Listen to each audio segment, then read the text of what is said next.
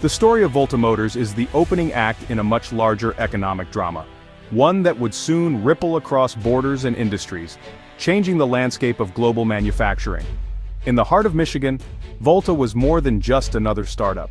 It was a rising star in the electric vehicle revolution, celebrated for its cutting-edge battery technology and futuristic, sleek designs that captured the imagination of investors and consumers alike.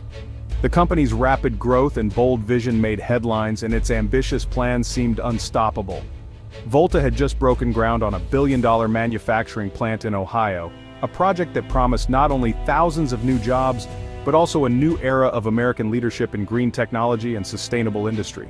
Local communities buzzed with excitement, and policymakers touted Volta as a symbol of American innovation and resurgence in the global market.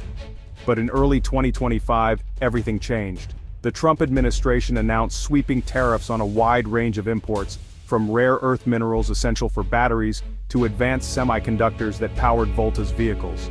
For Volta, these new trade barriers were a devastating blow. Their carefully orchestrated global supply chain was thrown into chaos overnight, and the cost of critical components soared by 40%. Suddenly, the future that had seemed so bright was clouded by uncertainty and risk. Faced with a stark choice between bankruptcy and abandoning their U.S. expansion, Volta made a swift, painful decision. The Ohio plant was scrapped, construction halted, and dreams of American green tech leadership faded. Instead, Volta found a new home in Ontario, Canada. The Canadian government welcomed them with open arms, offering land, generous tax incentives, and crucially, tariff-free access to global markets. It was a lifeline, and a new beginning. Volta's move was the first domino to fall, setting off a cascade of economic shifts. International headlines buzzed with news of U.S. trade barriers, and companies everywhere began to rethink their strategies, rerouting supply chains and investments northward.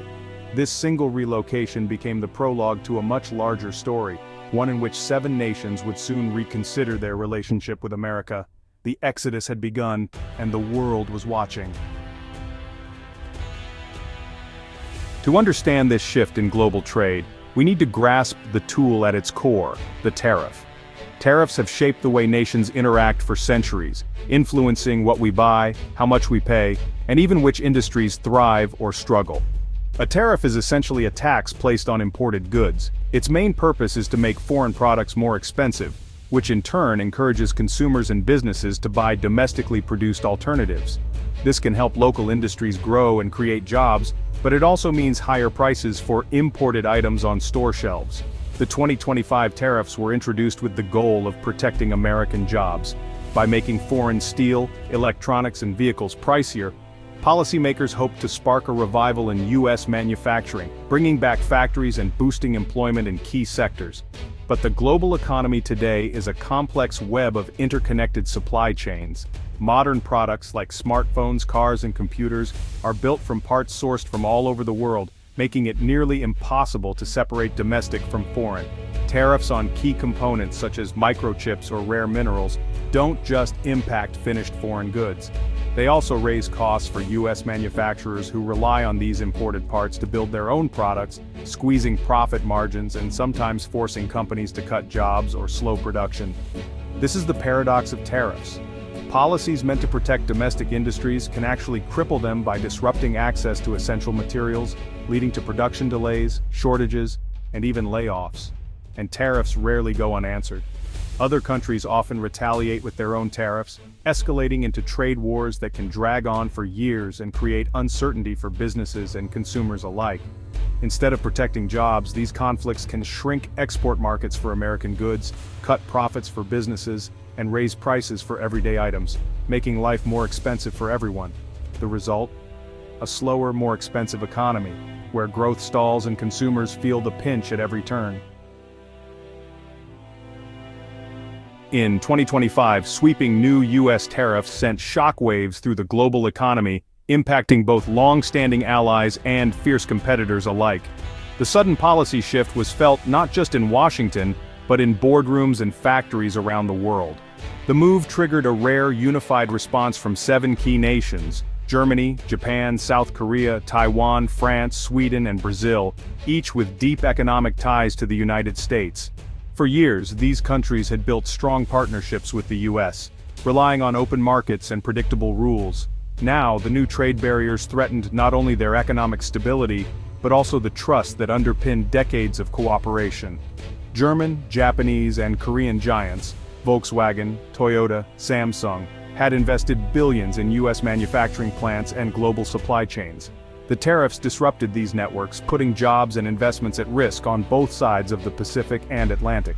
These companies now faced a difficult choice: absorb the extra costs, pass them on to American consumers, or consider relocating production to countries with friendlier trade policies. The uncertainty rippled through every level of their operations. Taiwan's world-leading semiconductor industry, a backbone of U.S. technology, was hit hard. The penalties cast doubt on future investment and threatened to slow innovation in critical sectors like electronics and automotive manufacturing. France and Sweden, renowned for their leadership in green technology and aerospace, began to see the U.S. as an increasingly unpredictable partner, raising questions about the future of joint ventures and research collaborations. Brazil, a major supplier of essential raw materials, watched its hopes for deeper U.S. trade and investment fade, as new barriers made exports less competitive and long-term planning more difficult. For all these nations, the core issue was trust and predictability. Business and investment thrive on stability, and the sudden U.S. policy shift made the future uncertain. Investors grew wary, stock markets wobbled, and companies put expansion plans on hold, unsure of what the next move from Washington might be. In response, these nations began seeking a new partner, one that valued stable, rules-based trade and could offer a reliable foundation for future growth.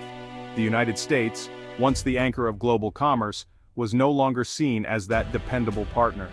The search for a new North American hub was on, and all eyes turned to Canada as the next potential center for international trade and investment.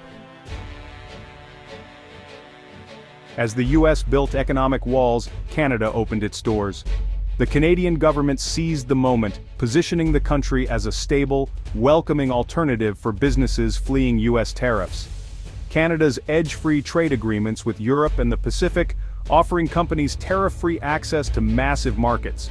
For automakers like BMW or Toyota, building in Ontario now meant seamless exports to Europe and Asia.